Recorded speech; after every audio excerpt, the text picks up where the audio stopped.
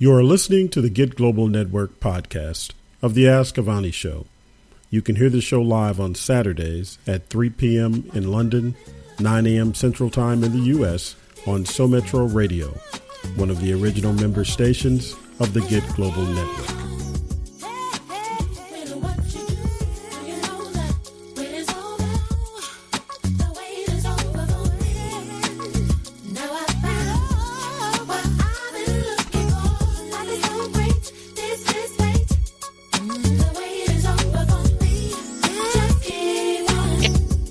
Good afternoon and welcome. This is the Ask Avani Show here on Metro Radio. Woo! We are back, people! Yes, the UK soul-queen-diva is back live and in effect here in London town. OMG! Woo, I'd like to say a good morning or good afternoon to Kay Rose, Program Director. Hello. Good morning, good afternoon, Avani. We're back again on the airways. I know you people have missed me. Oh my God, there's been all kinds of crazy stuff going on behind the scenes here at the Ask Avani Show. But today's show topic is work-life balance. Is it a myth? Do you have it in your life? And if not, what can you do about it? Now, what do you think about that, K-Rose? Do I have it? It's acceptable. Is it a balance? No. Uh-oh. That's bad. No, it's not. I'm okay with it. There are times when one is heavier than the other as far as work and life. So I'm okay with it. I acknowledge it. I've been an entrepreneur. What can I do? Well, yeah, people, we ain't even going to go down that rabbit hole because we've been there already. I have to say, we got to do it because this subject has come to mind for me yet again. And I'm thinking, you know what? I really must talk about this on the show because this is things that I've been going through subconsciously. And now, obviously, consciously, I've really thought about it. And I'm like, I've got to talk about this because it's the age-old question, this work-life balance thing. And you guys already know that I love, the concept and obviously working from home. That for me personally is a lifesaver. Godsend. Technology has meant you can do this, right? Obviously, it's not for everybody because it depends on the job you do, isn't it? Obviously. But I'm just thinking, I wanted to find out for you guys out there, please let us know at Ask Avani Show on Twitter, work-life balance. Do you think it really exists? Do you have it in your life? And, or do you think, please, it's just a myth and there's nothing you can do about it because we're all supposed to just work until we drop dead. And that's it, that's just life, and that's it. There's nothing in between. What do you say to that?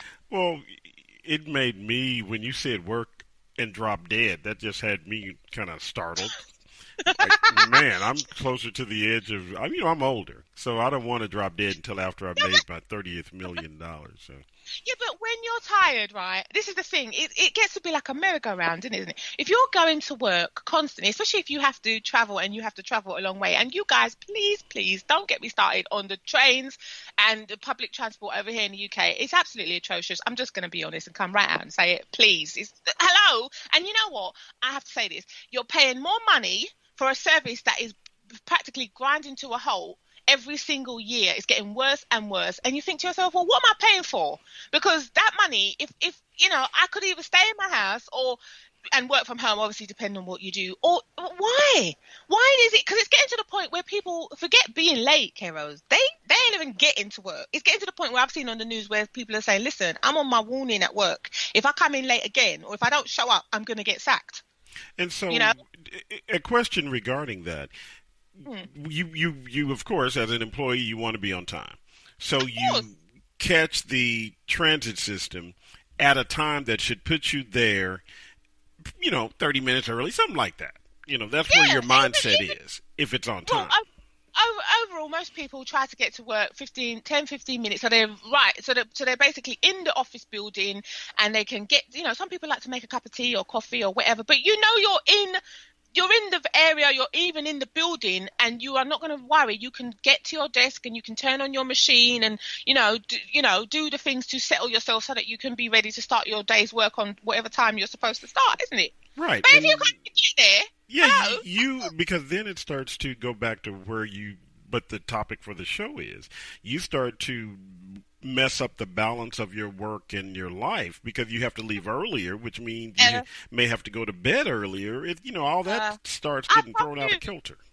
I told you about this stupid o'clock business where this guy was getting up at like 4 o'clock, right, to get to work for 9 o'clock or something like that. And he was having to do that all the time because he lived so far away, and two, he had to get so many, different changes like the trains and the buses and whatever he had to do just so that he could be at work on time. And that's a killer. So he has no life, because if it's taking him 5-6 hours, for example, to get to work, hello, what's the time he's got to spend with his family and his friends? He don't have no social life because he's just constantly traveling to work, traveling home again. I mean, what's the point?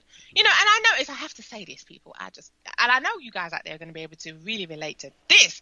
One thing I have noticed, and I must say it because it's very stressful, getting to work and all that, and it can take ages. It's taking hours. It's taking longer and longer all the time now, and which is ridiculous because technology is, fantastic now.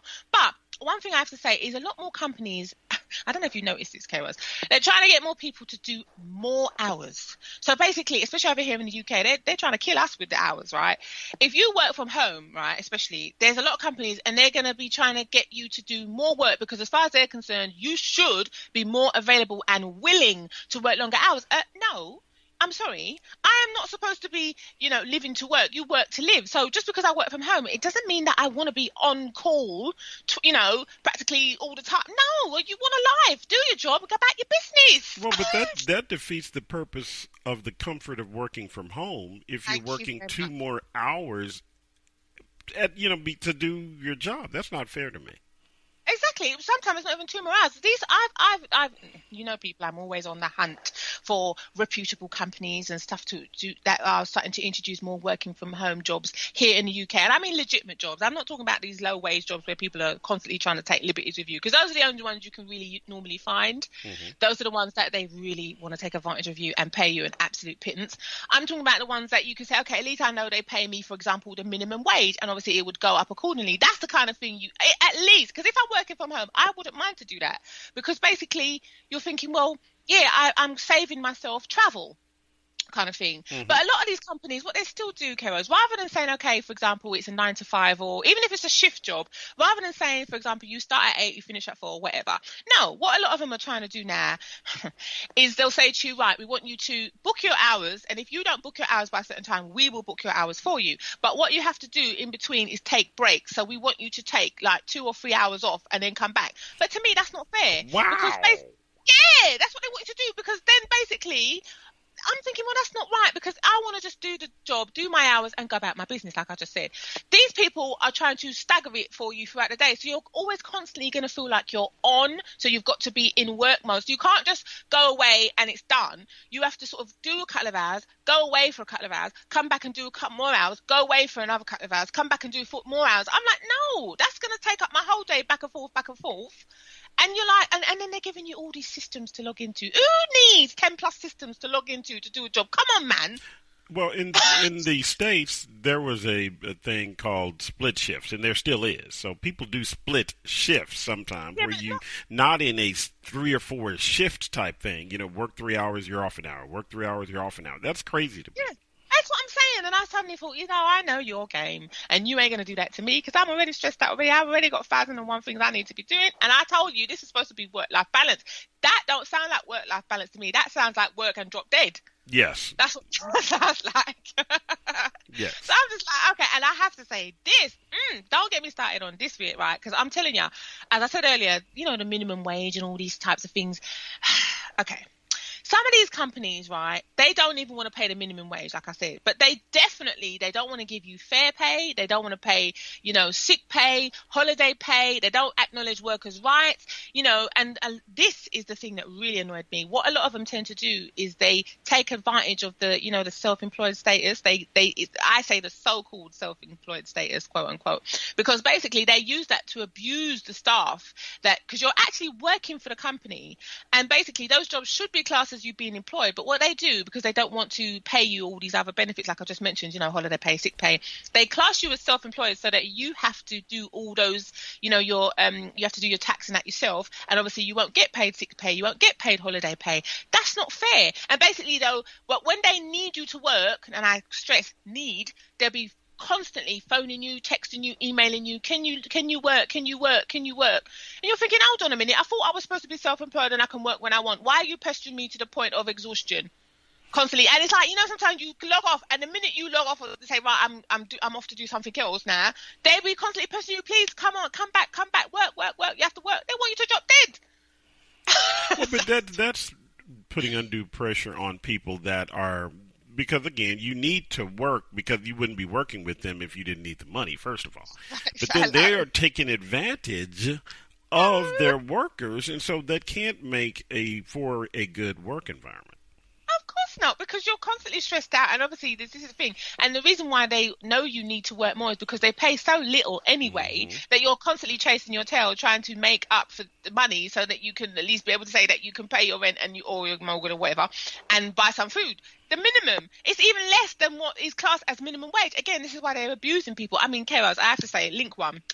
Right, I mentioned this to you off air because I saw this a couple of weeks ago, and this is big news, people. Okay, over here in the UK, there was a man who has taken Uber to court, and he and his group, they won. So basically, Uber has lost the right to classify UK drivers as self-employed. Now that is a big deal, right? Because that means that whoever thinks that they're going to be able to take liberties, obviously, I'm sure Uber are definitely planning on contesting this, but it's a big deal, Kairos. I mean, what do you think of that? That company is huge. It's a major conglomerate around the world. That's a big deal. I just have to say it. Well, I think, and I'm going to do a little research as we're on the show here, but that is something that I think they had that fight also here in the United States, and I'm going to double check it, but it's along the lines of what you just said. It's something where they are being unfair, and they are gaming the system as far as I'm concerned. They don't want to pay for insurance or provide it, make it available. They're gaming the system as far as I'm concerned. Basically, there's a landmark employment tribunal. Over here, when we like to go to court, we don't play, especially when it's things like employment law and all that.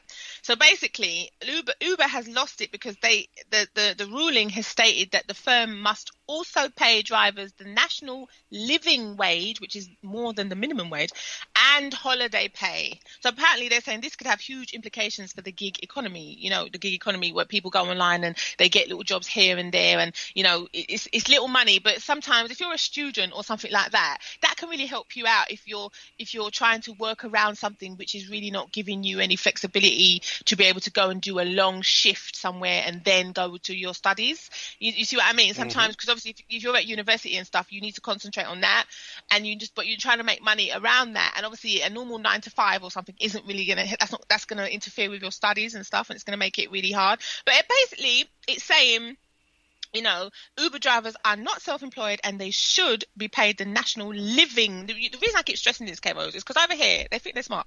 We've got the national minimum wage and we've got the national living wage, right?